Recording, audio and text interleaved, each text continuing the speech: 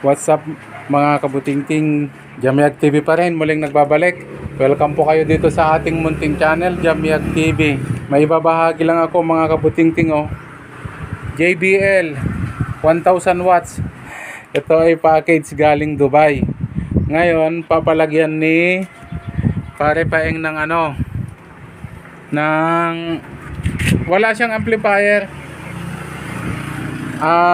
Speaker lang ito Ngayon, ang ginawa namin ay lalagyan ng Bluetooth decoder at saka ang ilalagay na amplifier ay STK4122.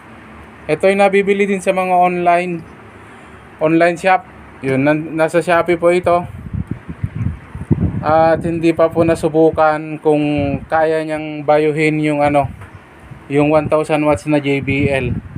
I-try nating i-load dito sa may galing Shopee. Kadalasan mga kabutingting na makikita mo itong mga STK41, mga ganito na IC, nasa component po ito. Yung mga component na mga 3 CD changer, 5 CD changer, yung mga Akai na amplifier na integrated. Ayan, STK po yung mga yon. Standby mga butingting at update ko kayo mamaya. Ito po yung kanyang speaker JBL 250 watts RMS 1000 watts peak. D12 po siya. Ito yung kanyang harapan Itong edge niya ay goma. Tapos itong niya goma dito sa ilalim, pero pagkapain mo dito sa ay ilalim. Goma dito sa labas. Pero pagkapain mo dito sa loob, parang papel. Pero hindi ko alam kung anong combination ng material yung ginamit nila. Pero pagkapain mo dito, parang papel yung nakakapa. Pero pag dito, parang plastic.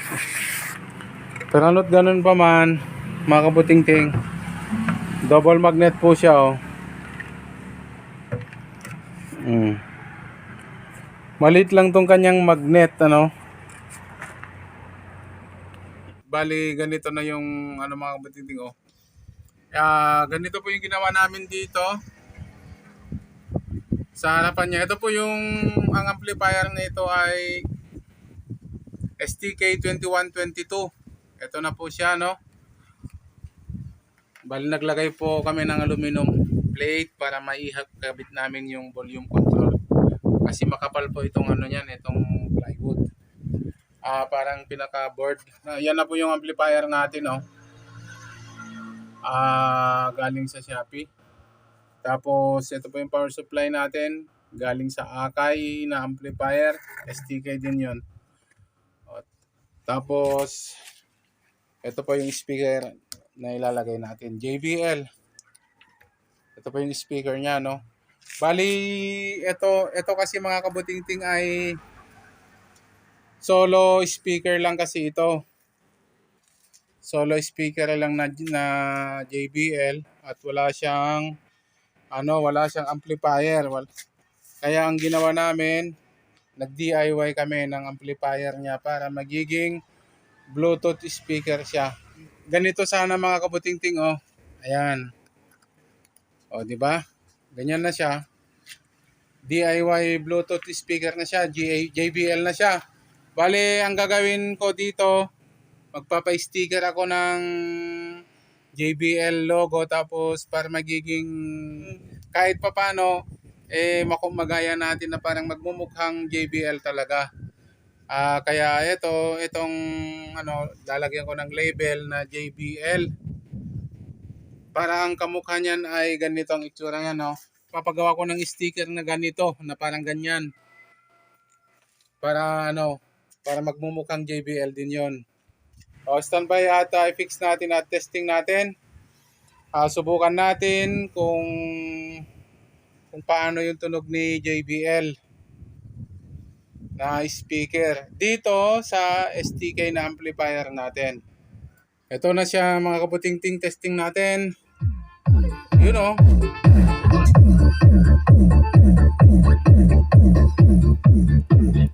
Yan po yung tunog niya oh. Ni JBL.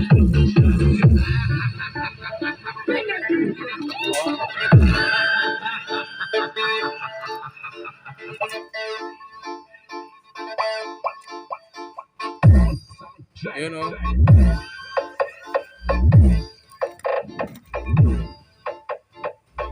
Lagyan natin ng high. Bale, ito na po yung lakas ng ano natin oh, ng JBL at saka STK 4122, malakas din pala. Ito oh. Yun oh. Lakas din pala. We are not responsible for causing any ear damage. Ito po yung tunog ng ano natin no, ng STK Yayanig 4122. ka sa mga bagong remix ni DJ Christian Naive. Battle mode activated.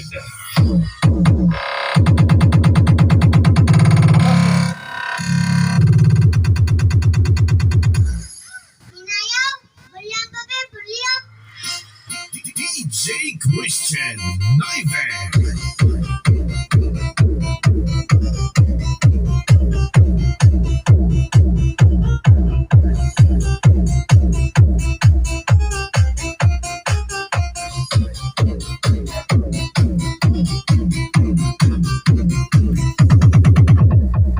Bali, ayan po si JBL.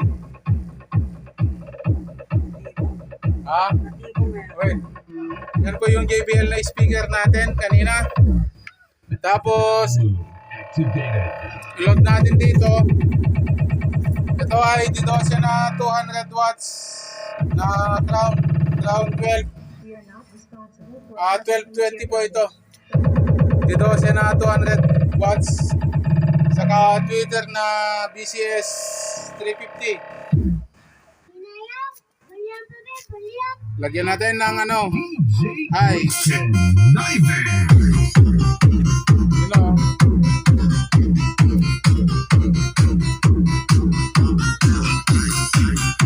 Si STK 4142, sakto lang siya sa D12. Ito siya oh. Naive, the best.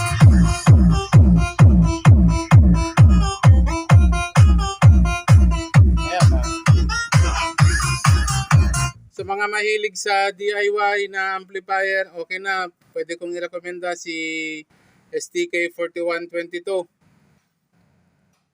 Sakto na sa ano kung pambahay lang oh. Sa halagang 400 plus oh. Oh. Basta Naive, the best.